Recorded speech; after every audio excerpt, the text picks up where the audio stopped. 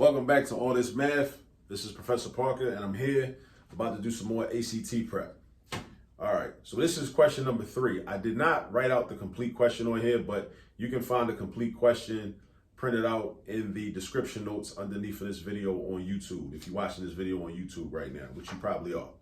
All right, so the complete question says this: if the quantity of, and when numbers or variables or fractions or what have you are in parentheses, we call that a quantity. Q-U-A-N-T-I-T-Y. We call that a quantity, right? Because it implies that this is a group, right? This is a group. These two numbers are grouped together, right? So this difference is grouped together. All right, so if the quantity of 3/4 minus 2/3 plus the quantity of 1/2 plus 1/3 is calculated, and the answer reduced to simplest terms, what is the denominator of the resulting fraction? All right, so they try to get a little cute with this question. So basically, you got to just do the work, do the calculation, and then simplify or reduce the fractions, which you should always do. You should always reduce fractions, right? Or some people call that compose. You compose the fractions because the denominator gets smaller, or the denominator and the numerator gets smaller. So what's actually happening is you're creating bigger fractions. When your denominator gets smaller, your fraction value is getting bigger. All right, just like how 2/8, if you reduce that to 1/4, the numbers got smaller. The 2 and the 8 turned into a 1 and a 4, right? So 2/8 went to 1/4, right? But actually the fraction got bigger because 1/4 is bigger than, well, no, those are equivalent. Those are equivalent, right? They're equivalent, but the numbers got smaller. The numbers got smaller, right? But the size of the fraction, actually the individual size, that's what it is. The unit fractions got bigger, right? Because 2/8 is made up of 1/8 and 1/8, right? 2/8 is made up of 1/8 plus 1/8. That's how you get 2/8. But 1/4 is the same thing as 2/8. So if you're comparing 1/4 to 1/8, a fourth is bigger than an eighth. A quarter is bigger than an eighth, right? So don't confuse the rules for whole numbers with the rules for fractions. Don't confuse the rules for whole numbers with the rules for fractions, right? A quarter is bigger than an eighth. A fourth is bigger than an eighth, right? 1/4 is bigger than 1/8. 4 as the whole number is smaller than 8, but when you put that in the denominator of a fraction, 1/4 is the opposite applies. 1/4 is bigger than 1/8 because the piece is bigger. It's a fraction. A fourth of a piece of cake is bigger than an eighth of a piece of cake. A fourth of a pizza is more than an eighth of a pizza. Think about it like that. Try to visualize it in real life. All right, so anyway, how would I do this? Okay, if I'm gonna subtract this, I need to have common denominators. I need common denominators. I got a 4 and a 3.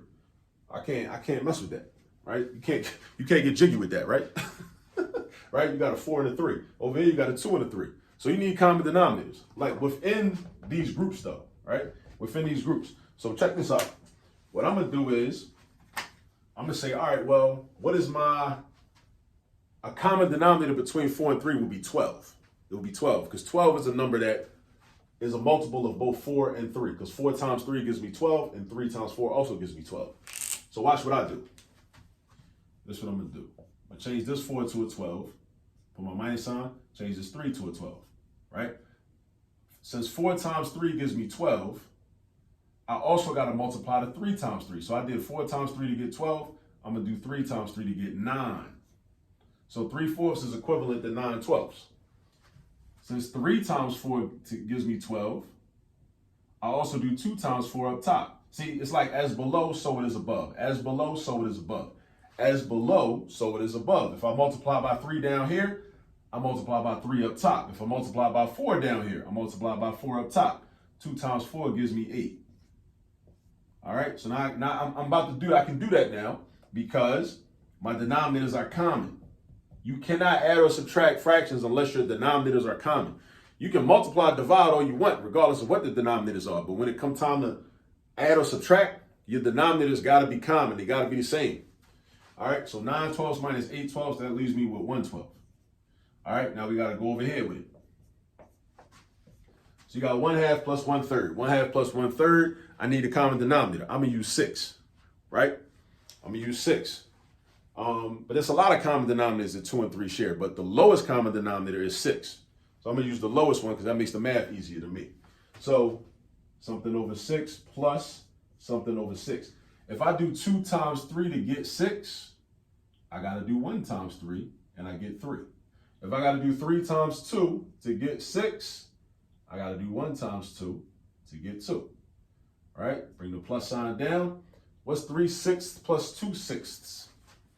3/6 plus 2/6. I got difficulty when 6 is the denominator. I got difficulty saying that for some reason. So 3 plus 2 is 5. So that's gonna be 5/6, right? Now I got the same issue that I had before. I got different denominators. I can't add these unless my denominators are common. That's a 12 and that's a 6, right? So what I'm gonna do is I'm gonna make my common denominator a 12 because 12 is a multiple of itself and 12 is a multiple of 6. So dig this, right? Check this out. We got 1/12 plus 10 12s. 1/12 plus 10 12s, right? So 6 times 2 will give me 12. So I do 5 times 2 to get 10. So 1/12 plus 10 12s. Now I can add them up. How many 12s do I have altogether? How many 12s do I have altogether? I got 11 12s. I got 11 12s, right? Now, what did the question say? It didn't ask you what the answer was. It said, what is the denominator of the resulting fraction? And it said, and the answer is reduced to simplest terms. Reduce to simplest terms. That's key. That's key, right? Reduce to simplest terms. And what's the denominator? The denominator is a 12. It's 12. The numerator is 11. Remember, the numerator is on top. The denominator is down the bottom. Numerator is on top. Denominator is down the bottom. The question asks about the denominator of the resulting fraction, which is 12. All right? So that's that. Make sure for the ACT you know how to add and subtract fractions.